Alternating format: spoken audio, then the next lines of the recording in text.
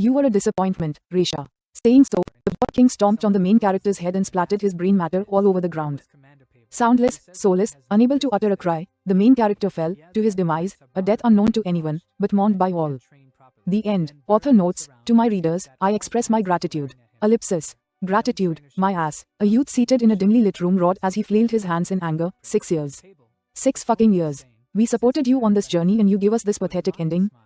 Fuck, I'm pissed. He crumpled a cup of ramen nearby and threw it with force, watching it splatter all over the wall upon impact. A couple of seconds later, the youth collapsed on his chair, wheezing. He had overexerted himself with that tantrum. After he graduated from university, the youth was unable to land a job, and hence, he remained unemployed. Thankfully, his parents created assets on his behalf. The rental income alone was enough for him to get by. But every time he opened social media and saw his peers succeeding in life, he became more and more depressed. In such a shut-in life, the novel, Sumatra Chronicles, was his solace. The author uploaded 3 chapters a day, so it provided him ample entertainment. Since he followed it for 6 years, Sumatra Chronicles became part of his life. He wasn't even worried about it ending, for based on the law setup, the novel should have run for another 4 years. It was a realistic novel with zero plot armor granted to the characters, including the main character. Hence, it received a large fan following from people that were fed up with stories about main characters with gold fingers, cheats, systems, etc. The latest arc was gut-wrenchingly engaging, as every step of the way, the main character came close to death. And finally, the Boar King appeared, a villain teased for more than 2 years. He was supposed to be a villain impossible to be beaten by the main character, with death certain upon encounter. So, everyone looked forward to the clash, for until now, whenever the main character came faced with such situations, he used his wit and ingenuity to realistically survive the crisis. But faced with such hype, the author decided to kill the main character. Fuck him. Fuck. Fuckity fuck. The youth was unable to calm his rage. He slammed his keyboard and pulled up the novel's review section, intending to leave a brutally negative review. Only then would he be able to vent his frustration. The author was born when his dad boned a pig. No, it's too tame. The author's brain is infested with maggots. Damn, this isn't even insulting enough. The author fuck, no, the word fuck is banned here. Shit, can't I even come up with a decent insult? The youth grumbled. He then got an idea upon seeing the various negative reviews that were rapidly filling up the review section. Got it. He grinned excitedly as he began to type a short, but nasty review. Your mother must have been a female dog to birth a fatherless son like you. If that ending was the best you got, be hit by a truck and isekai yourself. Even I can write a better story than yours and I'm not even literate, lol. That's a perfect insult. The youth was proud of himself. He imagined a scene where the author was roasted upon seeing his review and drowned in his tears. Ha ha ha. Fucker, what did you say about my mother? A booming voice echoed in his room, startling the youth.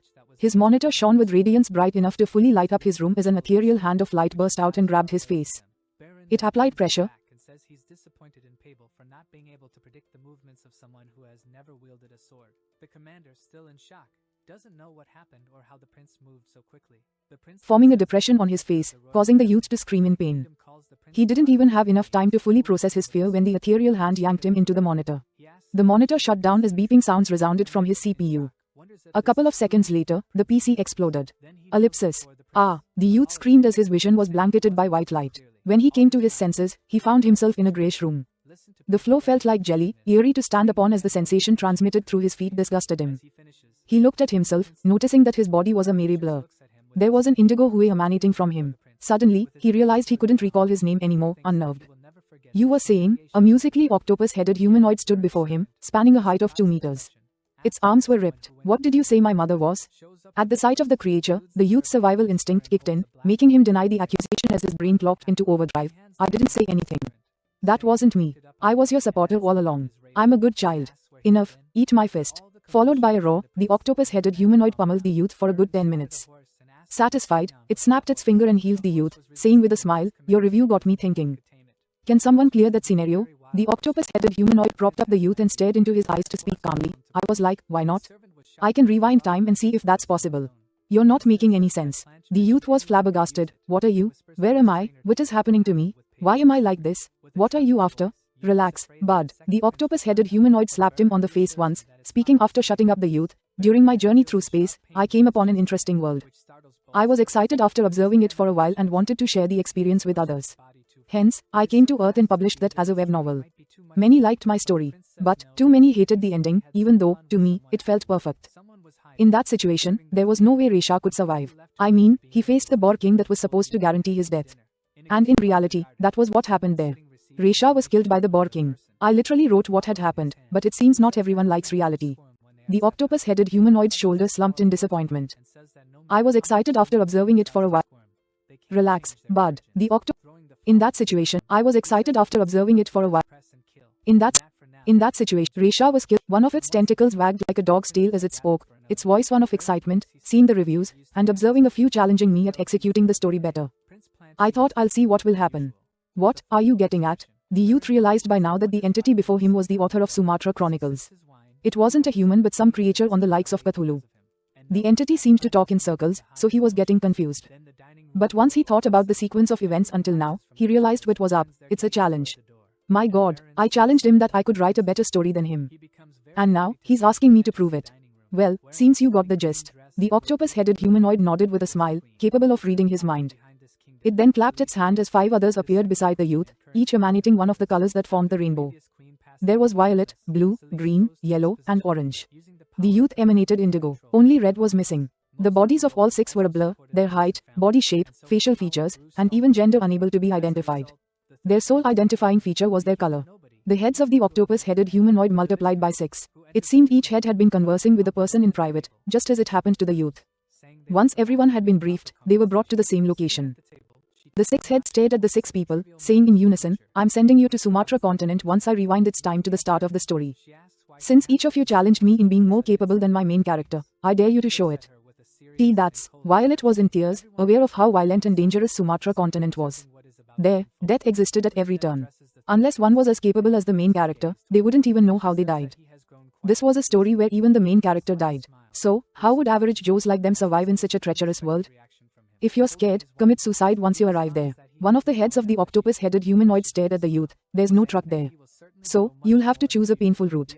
Damn it, he's just mocking me. I have read Sumatra Chronicles multiple times in the past 6 years. I know the story by heart. Challenge? Bring it on. The youth snorted. You won't remove our memories of the story, right? Are you afraid we'll strip all the benefits your MC gets? He was still angry, and having been a shut-in for 6 years, he neither had a good lead on his emotions nor was he able to exercise control. As a result, he lashed out. You think my MC is that weak? In response, the octopus-headed humanoid laughed raucously. Even with your knowledge of the future, you'll still fall short. As if trash like you can hold up to my MC. Don't cry when I defeat him. The person emanating a green hue snickered. You boast about Resha. But he was only that good in the second half of the story. During the first half, he was a frustrating idiot. So, be ready to accept defeat. If you manage to succeed, I'll grant you a wish. The octopus-headed humanoid said in anger, you can even be an immortal and own Earth and every living being on it. I can grant any wish. But it's game over if you were to die in Sumatra continent. I won't bother reviving a failure. See, can you send me back home? The person with the violet hue raised their hand and asked. Nope, the octopus-headed humanoid denied with a snort. Don't put on a scaredy cat act. I know you're excited to cultivate. I know all of you are. He stared at the 6 people. Among those that challenged me in the review section, I selected those that were ambitious enough to face the dangers of Sumatra and surpass my MC. I can read your thoughts and I can already see you thinking of ways to benefit yourselves. Whatever, it laughed, all 6 of you will start with the same condition as the MC. There exists only one set of treasures that you must consume to become strong and not die a premature death. You'll be competing with my MC for that. That means when I'm reincarnated there, I'll be an orphan just like Resha. And I'll also be a victim of the fragment disease. The youth thought as he looked at the 5 others next to him, there's just one cure to the disease. Only the one that gets the cure will survive the 4 major disasters. The rest are enemies, the youth concluded. The air was fraught with tension as everyone else also seemed to arrive at the same conclusion. But, there was also a strong vibe of excitement present in the expressions of everyone. All 6 of them had been bored with Earth. They wanted something beyond their mundane mortal selves in life. So, being reincarnated to a mystical world was giving them a chance to live their dreams. They could cultivate and wield supernatural powers. Hence, none of them even entertained the thought of returning to Earth. They were already daydreaming of becoming powerful by taking advantage of the countless benefits that lay on their journey. All of them knew the story by heart and were react to take action. The youth had already begun his calculations. Thankfully, Resha is a weakling at the start. So, I only need to guard against these 5. As long as I obtain the cure, I'm guaranteed to become a powerhouse. Now that everyone is on the same page, you'll be reincarnated to Sumatra. Put on your best act, as I'll be watching your journey. May you surprise me. The octopus-headed humanoid put on a solemn expression as the bodies of the 6 began to dissipate. They were being reincarnated. The youth observed his legs turning faint before they vanished, followed by his hip, then the stomach, and so on. The case was the same with the others too. Just as their heads were starting to dissipate, the octopus-headed humanoid muttered as if it had forgotten to mention, "Oops, there was one detail I failed to mention." The faces of all 6 people flinched in response as a sense of worry set in them. Seeing their expression, the octopus-headed humanoid let out a comically evil grin as it chuckled with a mocking tone before its voice turned solemn. "This time. There's one difference from the story you read. Resha will be a regressor." Chapter 1, Challenge Accepted. "I'm sorry." The main character coughed out blood as he stared at the spear that had pierced through his chest. His vision was hazy as he gazed helplessly at a massive boar whose snort unleashed a gale, vaporizing his gushing blood. A legendary cultivator that had terrorized the Sumatra continent for more than a millennium. That was the Boar King, his enemy. "You were a disappointment, Resha." Saying so, the Boar King stomped on the main character's head and splattered his brain matter all over the ground. Just as seeing their expression, Resha will be a regressor. Chapter 2, Sumatra continent. Resha will be a regressor. "You bastard." All 6 faces screamed in a fluster as they vanished. "Ha ha ha." The octopus-headed humanoid laughed raucously as it patted its aching stomach. "Ah. That was satisfying. It's worth going through the effort to see those expressions. Now, I hope you suffer enough until you accept defeat to my MC." Sumatra continent, Mammoth Clan, 44th Empyrean Tusk Settlement, Academy of Refinement. The youth's eyes shot open, seeing the novel world being presented as reality. There was shock, excitement, nervousness, and anticipation in his eyes. He wished to jump and announce aloud, "Young master is here." But he couldn't do that, for they were in class. The first chapter of Sumatra Chronicles starts right in the middle of class. Currently, he had 6 enemies that endangered his life in this world, and one of them was the MC, Resha. It was best to exercise caution to avoid revealing his identity. No, that was useless. As a sea of information surged into his mind, the youth's excitement cooled down. He came to understand his identity. Inla, that was his name. An orphan whose parents were supposedly reported missed in action. Worst of all, his body was weak. Cracking sounds resounded every time he tried to move. Fragment disease. 1 in every 100 people in the Mammoth clan was plagued by this incurable disease.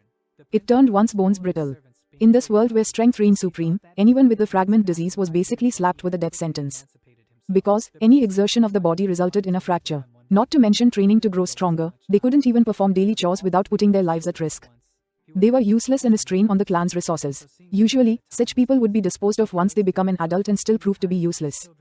Inla was 14 years of age now. A year later, he would be considered an adult. If he doesn't figure out a way to contribute to the clan by then, he'll be disposed of to some pranic beast as food. The Mammoth clan was a nomadic tribe that traveled on the backs of the Empyrean Tusk, a pranic beast touted to be the biggest and the oldest race in Sumatra. The surface area of an Empyrean Tusk's back surpassed a square kilometer. A settlement was created here where around 40,000 people lived. The Mammoth clan was situated on a herd of 44 Empyrean Tusks that traversed through dangerous territories daily. Therefore, danger was ever present around them. If Inla proved to be useless, he would be heartlessly tossed into the mouth of a hungry pranic beast without hesitation. So, not only did he have to maintain caution, but also raise his value to the clan. "I'm sorry." Inala's thoughts came to a halt as he heard a murmur next to him. His body froze up in response as he slowly turned to his right and stared at a chisel-faced boy with a handsome countenance. The boy's expression was distraught, tethering on the verge of despair as memories of his past life came surging in. Resha, the main character of Sumatra Chronicles. In the Refinement Academy, joint classes were conducted, with the youngest batch seated at the front while the oldest were at the back. Inala's group was part of the oldest batch and hence seated at the very end. As one of those affected by the fragment disease, Inla was placed in the absolute last row, nicknamed the death row. It was because, on the day they graduate, they'll be fed to a pranic beast, hence their title. Originally in the story, Resha was the sole death row student in his batch. So, he was seated alone at the back. But now, there were 7 students. That was a direct indication of their identities. Taking caution my foot, Inla masked his frustration. Among the 7 death row students, one was the MC while the remaining 6 were reincarnates. It was impossible to avoid a conflict since their identities were revealed right from the get-go. They were seated side by side after all. So, Resha was red. Inla thought, based on the naming scheme, there were 7 colors in a rainbow. He was indigo. His name turned out to be Inla, sporting the first 2 letters of his color. He was also seated second in the last row as in the order: violet, indigo, blue, green, yellow, orange, and red. Red was Resha since he was seated last and his name had the first 2 letters of the color. This is a second chance. Resha came to terms with reality and stared at the class with a determined gaze. This time, I'll protect everyone. But first, who are you? He glared to his left, staring at the 6 students there. These 6 never existed in my previous life. What is happening? Did you hurt your head, Resha? The one seated closest to Resha, at the position of orange, tilted his head in confusion. Don't tell me you forgot your bestie, Orakha. Bestie? Resha frowned. Fear of death might have erased his memories. The one seated at the position of green mocked, we're the infamous death row students of this academy, after all. Not a single Klansman thinks we have a future. Are you being serious, Resha? The one seated at the position of blue expressed his confusion as he gloomily stared at Resha. Have you forgotten us? Such fucking actors. Inla was awed by their performance. Since they didn't exist in Resha's previous lives, they began to act as if they were close to him now, edging him to the train of thought that maybe there existed some differences in his second life. None of this is a second chance. Resha came to terms with reality and stared at the class with a determined gaze. This time, Inala's group was part of the oldest batch and hence, Inala's thoughts came to a halt as he heard a murmur next to him.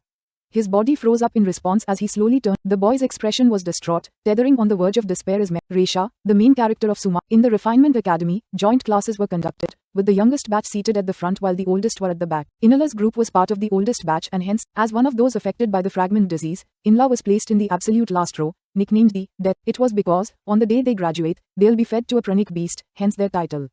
Originally in the story,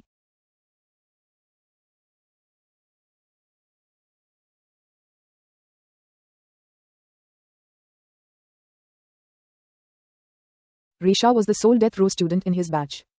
So, he was seated alone at the back. But now, there were 7 students. That was a direct indication of their identities. Taking caution my foot, Inla masked his frustration. Among the 7 death row students, one was the MC while the remaining 6 were It was impossible to avoid a conflict since their identities were revealed right from they were seated side by side. So, Resha was red. Inla thought, based on the naming scheme, there were 7 colors in a rainbow. He was indigo. His name turned out to be Inla, sporting the first 2 letters of his color. He was also seated second in the last row as in the order. Violet, in red was Resha since he was seated last and his name had the first 2 letters of the color. This is a second chance. Resha came to terms with reality and stared at the class with a determined gaze. This time, who are you? He glared to his left, staring at the 6 students there. These 6 never existed. Did you hurt your head, Resha? The one seated closest to Resha, at the position of orange tilted his head in confusion.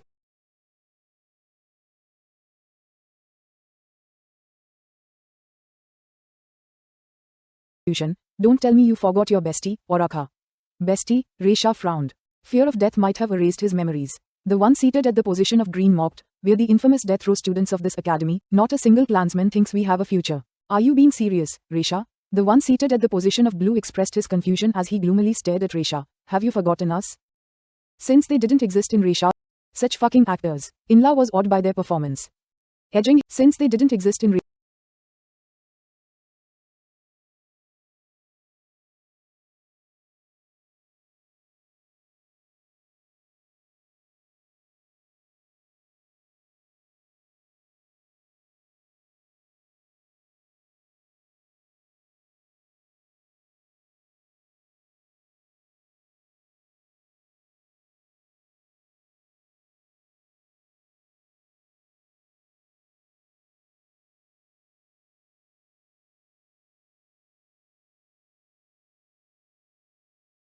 Since they didn't exist in Resha's previous lives, they began to act as if they were close to him now, edging him to the train of thought that maybe there existed some differences in his second life. None of them communicated with each other, but argued in such a way one might think they were friends for years. I'm scheming against people of such level. Inla was excited. Things just became more interesting. He then acted like he had been observing Resha all along and spoke in worry. I didn't know fragment disease can also affect our memories.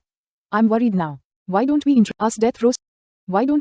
ourselves to each other? This way, we can help jog Resha's memory. Us death row students need to be united. The one seated in the position of Violet spoke in support of Inla. I'm Virala for Violet, Inla for Indigo, Blola for Blue, Gricha for Green, Yenda for Yellow, Oraka for Orange, and finally, Resha for Red. The first goal of the reincarnates was to ease themselves up with the regressor to avoid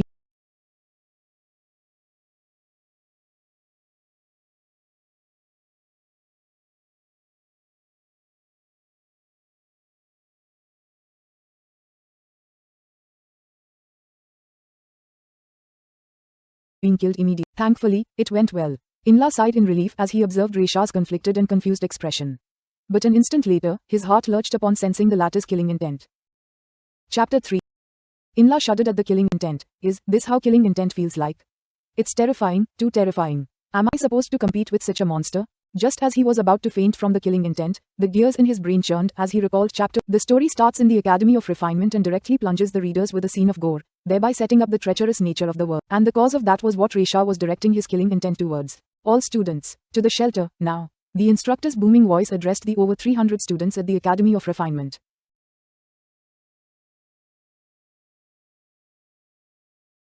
I'm not prepared. Virala clutched his head in panic.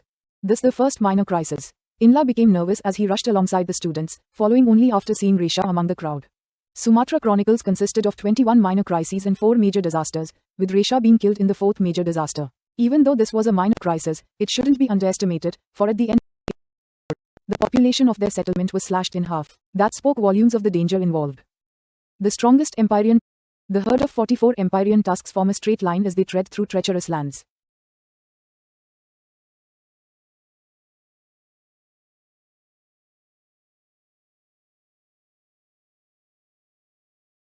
The strongest Empyrean tusk stands at the forefront of the file while the weakest is positioned at the end. Their settlement's Empyrean tusk was at 44th place, dead last. As a result, its footsteps weren't perfectly placed on the path forged by the strong Empyrean tusks at the forefront of the herd. It had set foot on a nest by mistake and crushed a portion of it. As a result, the prunic beasts part of the nest, mud vipers rushed out en masse and swarmed the 44th Empyrean tusk. They began to crawl over the Empyrean tusk's legs to reach the top and attack the settlement there, acting based on the life signatures they picked up. Prunic beasts were creatures native to Sumatra and came in all forms. Mud vipers were serpentine creatures with a mud viper spanned 3 meters in length when it reached maturity. Its speciality lay in spitting. The mud balls would harden in a matter of seconds. Mud vipers would spit mud balls onto a target and turn them into a sculpture. They would then drag sculptures to their nest to feast at a later date. The problem with mud vipers was that when they latch enough mud balls onto the joints of the Empyrean tusk, they can prevent it from moving. Once constricted to a place, it was only a matter of time before the mud vipers overwhelm and feast upon the Empyrean tusk and the people living on it. The herd of Empyrean tusks was constantly on the move and would only stop at locations deemed safe by the leader. Stopping anywhere else was risky. Hence, none of the 43 Empyrean tusks part of the herd stopped to assist the 44th Empyrean tusk. Since Resha is a regressor, the event might change due to his involvement. But, there's no guarantee whether or not it is to my benefit. After all, this broken nest is home to at least 1 million mud vipers.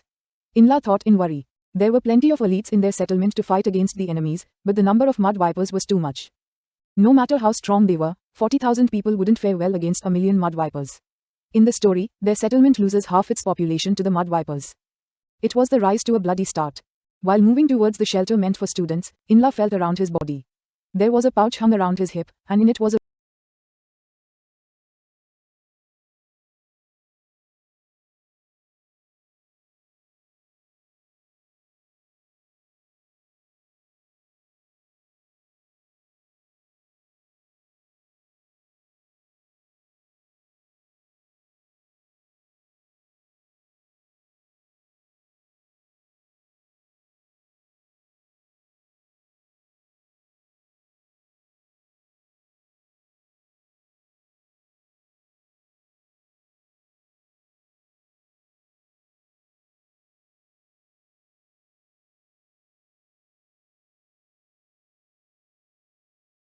While moving towards the shelter meant for students, Inla felt around his body. There was a pouch hung around his hip, and in it was a rugged bone sphere. Inla sensed a faint wisp of energy in his body. He riled it up according to the memories of the body and focused it upon the rugged bone sphere, watching it twitch in response. Okay, at least I'm not completely helpless. Prana. That was the energy one cultivated on Sumatra,